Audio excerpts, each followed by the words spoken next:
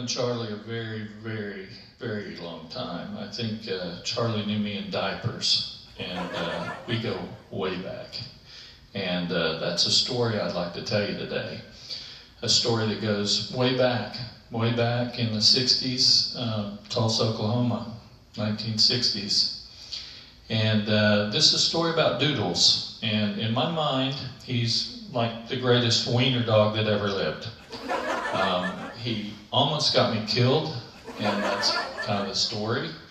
But very, very smart wiener dog, very irritating wiener dog, little red wiener dog, ears that kind of drug the ground, legs about that big. But if you don't think wiener dogs are smart, I mean, their brains are only like that big and that little bitty head, but they're smart. They're smart. And so here's what happened. So going way back to Tulsa, Oklahoma, 1960s, we had a store named Get and Go. And that's right, Oklahoma. Get, G-I-T-N-G-O. Get and Go. Get and Go. Get and Go. That's an Oklahoma store, by God. And that's what we had. And there was a chain of them. And they were convenience stores. This one was within the neighborhood. So I didn't have to cross a 4-lane busy road. I could ride my bike or walk and not have to cross heavy traffic. So my buddy Randy and I went to Get and Go. We were young kids, and we looked. Get and Go served something called an icy, and I still see them at places. But Get and Go, that's where the ices to me were born. And get Coke, cherry Coke, frozen. Get the old brain freeze going real good.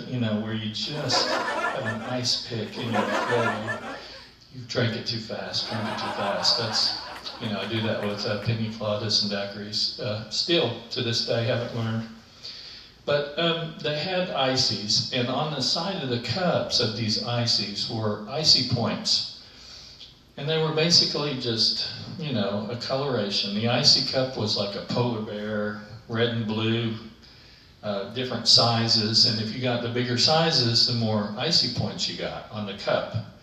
So they were like triangle points on the cup that you as a kid had to take the cup home.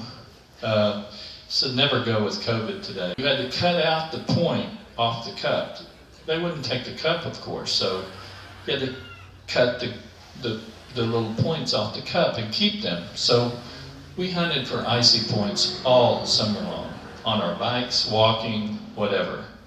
And, if there were tobacco spit in the cup, we'd pour it out and we'd get the icy point. Just didn't matter. So for the icy points, you say, why did you get icy points? Well, you go up to the counter and you can trade in your icy points. You remember that, Charlie?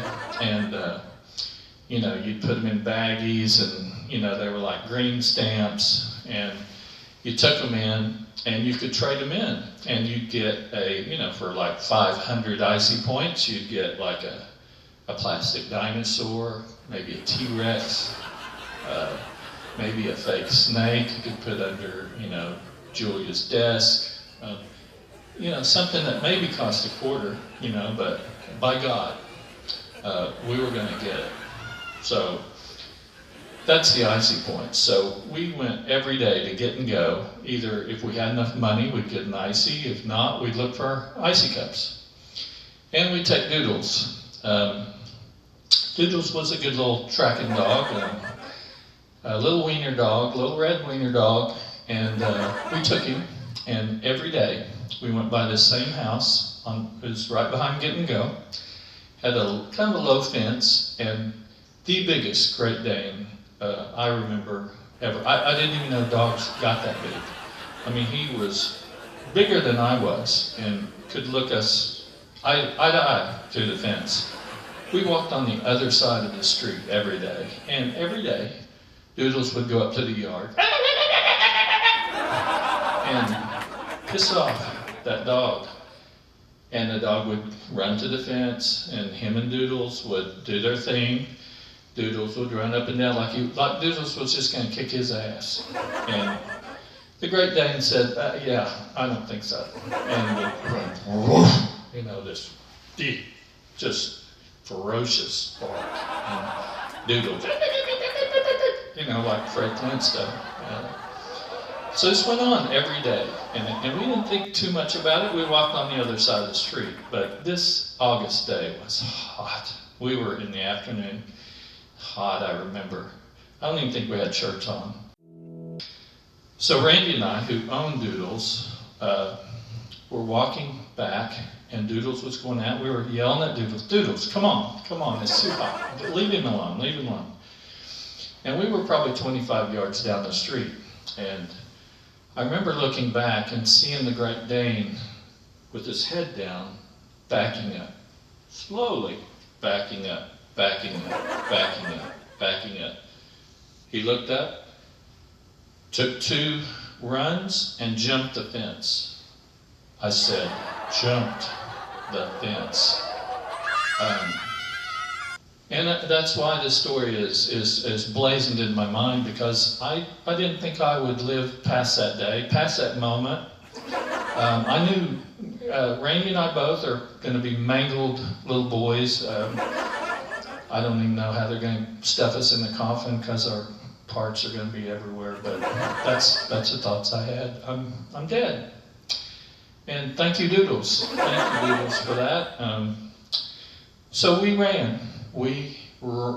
Charlie, we ran as fast as we could. Me and Randy. It's like, who's going to outrun the bear? But we were neck and neck as usual, Randy and I, neck and neck.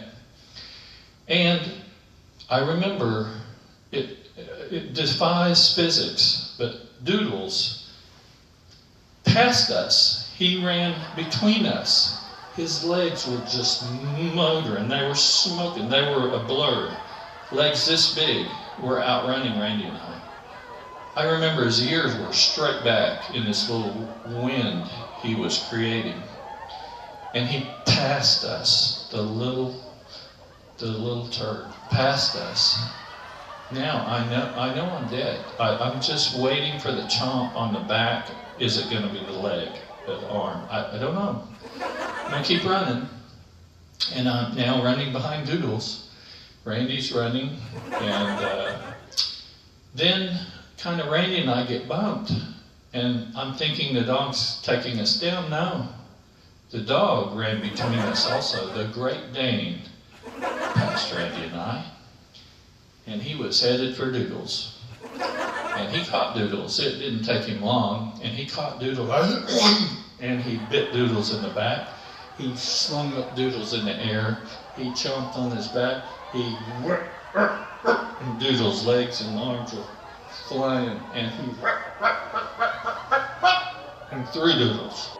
Doodles landed in the yard and didn't move. He rolled a few times. He's gone. Doodles dead. And Randy and I just stood there. We were watching this, and I couldn't even run anymore. I was winded. And watching this, and the Great Dane slowly turned his head to Randy and I, looking us right in the eye. And I thought, okay, well, Randy's a little heavier than I. Maybe he'll go for Randy. Got more meat on him. So Randy and I start backing up. The Great Dane looks at us. Great Dane starts walking for us, and we're just kind of waiting. We didn't even run. And the Great Dane just looked at us like, bring that little red so-and-so by again, and you'll see what happens. And the Great Dane walked to his yard and lay down by the fence. And I'm like, I'm alive. I'm alive. I'm not bleeding. I'm alive. Randy, you're alive? Yeah, we're alive. And then I looked down, and Doodles is lying there dead. And I thought, he saved our life, little Doodles. I thought, no, he outran us, though. Charlie, even as a kid, I'm thinking, he did outrun us. So that's not really, putting himself between us and the Great Dane. And And we walk over to Dootles, and I expect blood and guts. Oh. And Dootles just looked at us, lifted his head, looked at Randy and I. Is it over? Can we go home now? What? You're not dead? No, I'm not dead at all. I was just waiting to see kind of what he's going to do to you guys. I'm like, so Dootles jumps up, he's fine, and starts trotting home. And Randy and I look at each other.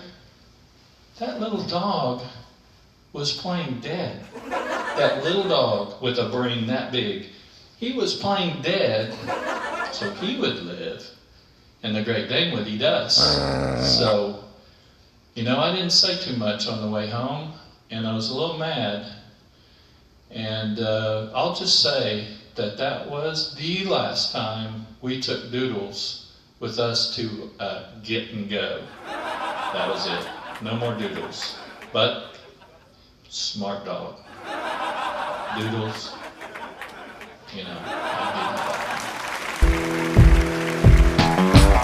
On this lonely road, trying to make it home, doing it by my lonesome, pissed off, who wants some?